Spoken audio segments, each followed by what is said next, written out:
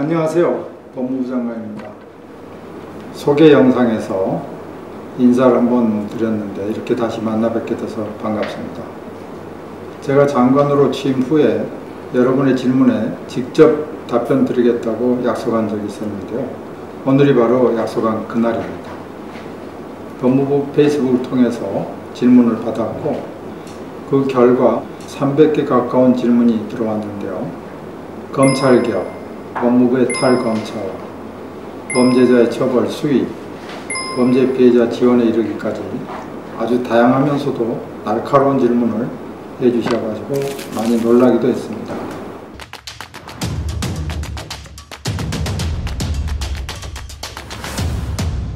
현재 가장 많은 질문을 주신 게 범죄자 처벌 수위와 관련된 내용이었습니다. 묻지마 범죄라든가 데이트폭력, 청소년 범죄 등으로 많은 분들이 불안해하고 있다는 사실을 잘 알고 있습니다. 최근에는 연이어 보도된 청소년 범죄 사건이 우리 사회에 엄청난 충격을 안겨줬는데요. 이렇게 청소년 범죄가 날로 흉포해지고 있어서 소년법을 폐지하자는 청원도 있습니다. 흉악범죄는 국민의 법감정 등을 고려해 볼 때 죄에 상응하는 처벌도 필요하지만 청소년 범죄 역시 예외일 수 없다고 생각합니다. 하지만 소년법의 입법 취지는 형사처벌보다는 보호처분을 통해 소년의 건전한 성장을 돕는 데 있습니다. 따라서 소년 범죄자에 대해 그 행위에 상응하는 처벌도 필요하지만 개선과 교화라는 목적이 달성될 수 있도록 관련 법률의 개정 여부를 면밀히 검토하겠습니다. 범죄자의 처벌 수위와 관련된 질문 중에는 각종 범죄의 형량이 너무 낮아서 재범률이 높아지는 것 아니냐라는 지적과 함께 검사들의 구형량도 낮다는 의견이 있었습니다. 형벌은 책임에 비례합니다. 그래서 검찰은 검찰 사건 처리 기준과 대법원 양형위원회가 마련한 양형 기준에 따라서 엄정하게 구형하고 만약 구형에 미치지 못하는 형이 선고된 경우에는 적극적인 상소권 행사를 통해 이를 시정하고 있습니다. 앞으로 법무검찰은 국민 안전을 지키기 위해서 최선을 다할 것을 약속드립니다.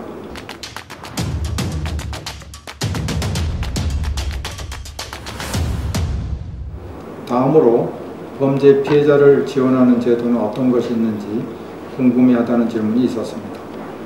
범죄자의 처벌보다는 더 중요한 것은 범죄 피해자를 치료하고 추가적인 피해를 막는 일입니다. 법무부는 범죄 피해자가 생활고를 겪지 않도록 경제적으로 지원하고 그분들의 정신적 피해를 치유하기 위해 전국의 11개소의 스마일센터를 통한 심리치료를 하고 있습니다. 또한 각 검찰청의 피해자 지원 업무를 담당하는 공익법무관과 대한법률구조공단을 연계해서 다각적인 법률 지원 활동을 하고 있습니다. 특히 성폭력 범죄 피해자는 그 어떤 범죄 피해자보다 더 큰 고통을 안고 살아갑니다. 법무부는 피해자 국선 변호사와 진술조력인 제도를 통해 성폭력 범죄 피해자를 지원하고 있습니다. 먼저 피해자 국선 변호사는 성폭력, 아동학대 피해자를 위해 법률 상담이나 수사, 재판 절차에 함께 참여해서 법률 조력자로서의 역할을 하고 수사 과정에서 발생할 수 있는 2차 피해를 방지합니다. 그리고 진술조력인 제도도 있는데요. 진술조력인은 의사소통이 어려운 아동이나 장애인이 성폭력, 학대와 같은 피해를 입었을 경우에 수사나 재판 절차에 함께 참여해서 의사소통을 도와주면서 사건의 실체와 진실을 발견하는 데 기여하고 있습니다.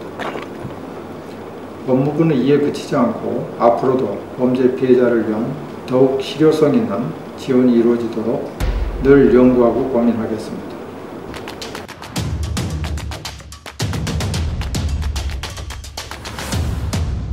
다음은 국민들의 관심이 아주 높은 질문입니다.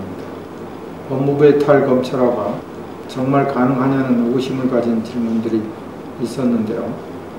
한마디로 말씀드리면 네, 가능합니다. 최근 출입국 외국인 정책본부장을 비검사로 임명했습니다. 그보다 앞서 법무실장 역시 비검찰 출신 변호사를 임명했습니다. 조만간 인권국장 또한 비검찰 출신 전문가로 임명할 예정입니다.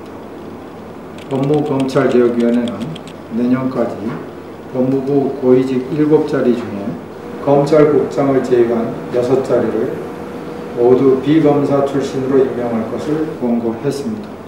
이에 법무부는 권고안을 받아들여서 실국 본부장 7개 직위 중에 검찰국장을 제외한 모든 직위에 대해 일반직 공무원도 실국 본부장으로 임명할 수 있도록 규정을 개정했습니다.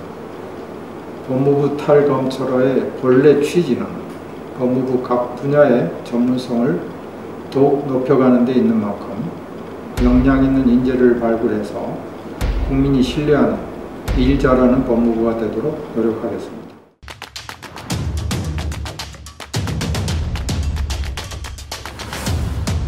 우리 자존심이나 저항이 촌스럽게 그딴 것 좀 버리자. 그냥 권력 옆에 있어. 자존심 드라마나 영화에서 단골 소재로 등장하는 검찰의 비리, 또 최근에는 영화보다 더 기막힌 일들이 법무검찰 내에서 발생하기도 했습니다. 이러한 검찰 비리를 어떻게 척결할 것인지에 대한 많은 분들의 질문이 있었는데요. 그동안 검찰 비리를 방지하기 위해서 법무부와 대검의 감찰 책임자를 외부 인사로 임명하고 감찰 조직 및 인력도 대폭 확충해 왔습니다. 그리고 비위가 드러난 검찰 공무원에 대해서는 아주 엄정하게 그 책임을 물어왔습니다. 하지만 아직까지도 구성원들의 의식이나 조직 문화 등에서 개선되어야 될 부분이 적지 않다고 생각합니다. 앞으로 감찰 조직 및 인력을 더욱 확충하고 조직 문화 개선을 통해 지속적으로 비위를 예방해 나아가겠습니다. 그럼에도 불구하고 또 비위가 발생할 경우 지위 고하를 막론하고 엄정하게 처리하여 검찰의 도덕성과 청렴성을 회복하겠습니다.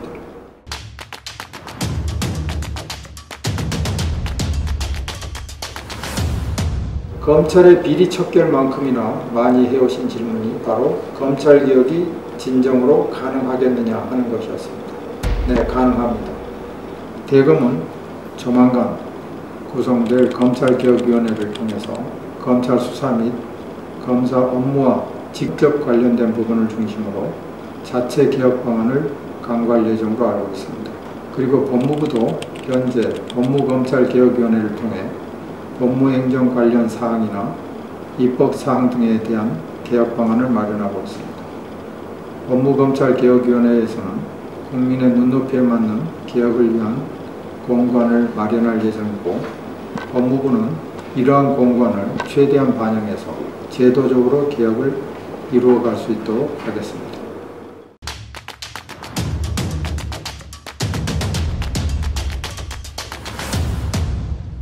마지막으로 공수처가 정말 설치 가능한가 하는 질문이었는데요. 공수처 설치를 위해 최선의 노력을 다하고 있다는 말씀을 드리겠습니다. 공수처 설치는 권력의 눈치를 보지 않는 성역 없는 수사와 그리고 부정부패 없는 대한민국을 만들자는 국민의 열망을 반영한 문재인 대통령의 공약이기도 합니다. 법무부는 현재 법무검찰개혁위원회를 통해 공수처 설치와 관련한 다양한 의견을 수렴하고 있습니다. 국민의 열망인 공수처법이 조속히 제정될 수 있도록 최선을 다하겠습니다. 지난 촛불 집회에서 국민이 들고 있던 플래카드 중에서 이게 나라냐라는 문구가 눈에 띄었습니다. 그 짧은 한 문장에 대한민국 국민의 실망과 분노, 비참함이 담겨 있었습니다. 착하게 법을 잘 지키고 살아가는 사람들이 걱정 없이 행복하게 살 수 있는 나라, 그것이 바로 나라다운 나라 아닐까요? 이번 기회를 통해 제게 질문을 남긴 분들 중에서는 법무부 장관으로서의 첫 걸음에 기대를 걸어보겠다, 달라진 법무검찰을 기다린다 라는 내용의 응원 댓글이 굉장히 큰 힘이 되었습니다. 그 의견 하나하나를 소중하게 받아들이겠습니다. 그래서 공정하고 정의로운 사회, 인권이 존중받는 사회를 만들기 위해 최선을 다하겠습니다. 감사합니다.